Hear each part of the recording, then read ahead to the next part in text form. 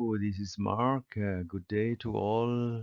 Today's video is about the rollover of call and put options, or in other words, how to receive weekly and monthly risk premiums on options in selling them. So I hope you enjoy this video.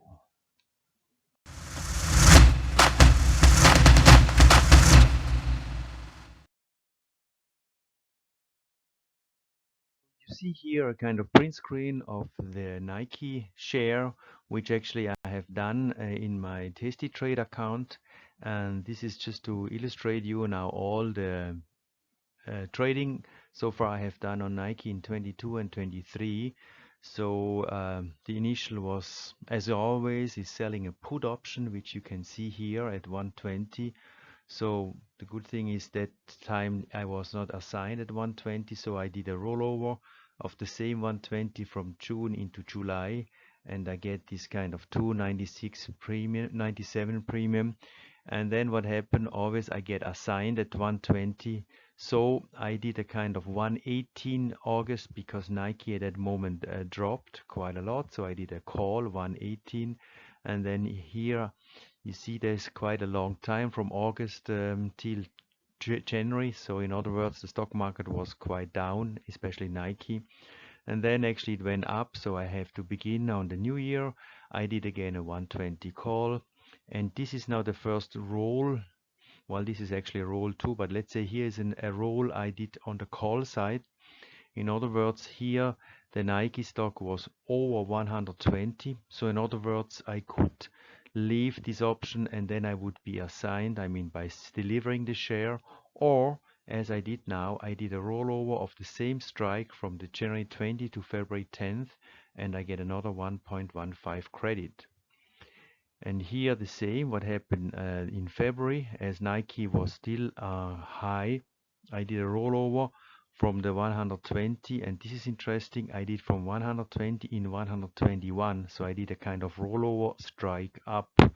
Because I did that because I saw that Nike is getting strong up, so I said to myself, I still can get a credit, but I adjust a bit the strike that I can get this kind of $1 full premium on the share in case I would be assigned. And then what happened? Well, it's written here, I expired worthless. And here again, the call is expired worthless 123, which is the best, and I get $3. And here again I get 123 of April, and then again the stock went over 123, so then I had to close the April 28 and sold a May 19 123, and this is now my current position. You see the expiry will be this next week, or let's say coming week. So in other words, Nike is trading around 120, so I will follow up, and whatever Nike would be traded over 123, well then I would do a kind of rollover. If not, okay, the option would expire worthless, and then I would sell again a new call. But you see that, seeing now all this position, I had initially of 100 shares, and then I just did all these things in receiving a credit of almost $1,700 by just trading this Nike share. So this is a really interesting example to see how rollovers are really functional, and it's really worth to do it.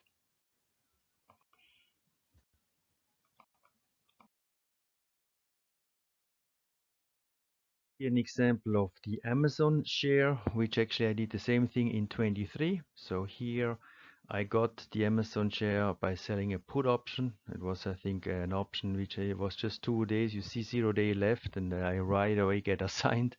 But then you see I did a 110 call, then I switched the 110 call into 105, then I did here two rollover of two 105 for 1 week, and here another rollover 105 for 2 weeks. So you can see I get all the credit of 9, and it's still now long. Amazon is currently trading at 109, so probably I will have to do another rollover by May 19 into whatever June expiry. So here now this is a current example as well.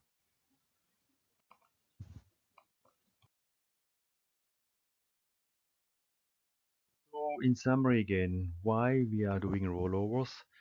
So rollovers we only perform when the strike price is either in the money or close to the current price, or we call it at the money.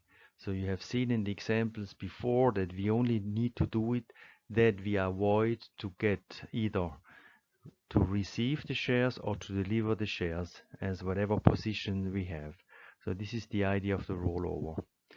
A rollover we usually should do just 1 or 2 days before expiry of the option of the rolling option, is because that option to be closed has no more a time value. Time value is actually what we consider as the risk premium, that every option has a time value. So 1 or 2 days before expiration, obviously there's no more time value. So we roll it into an option which has again a time value. The case of rollovers, we can roll the expiration as well as the exercise price, or alternatively, we can adjust the exercise price because the current share price has come up. I have just an example for that.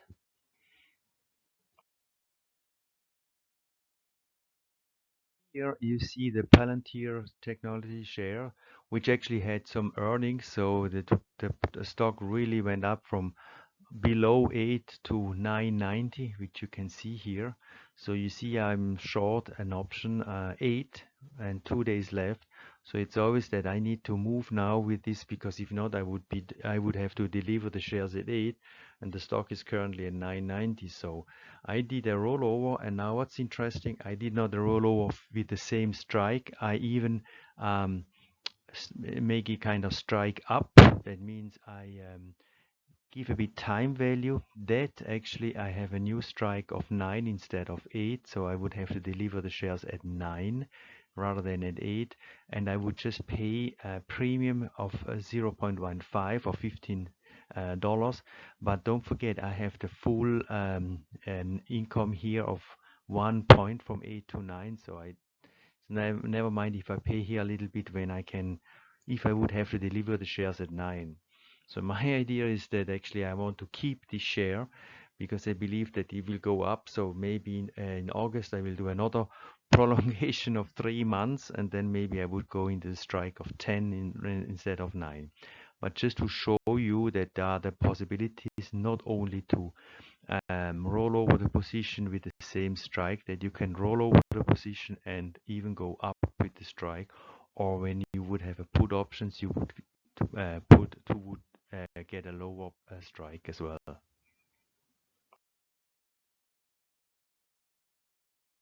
So in summary, I think rollover of call and put options is really a good thing, is because you can avoid in actually receiving shares or even delivering shares.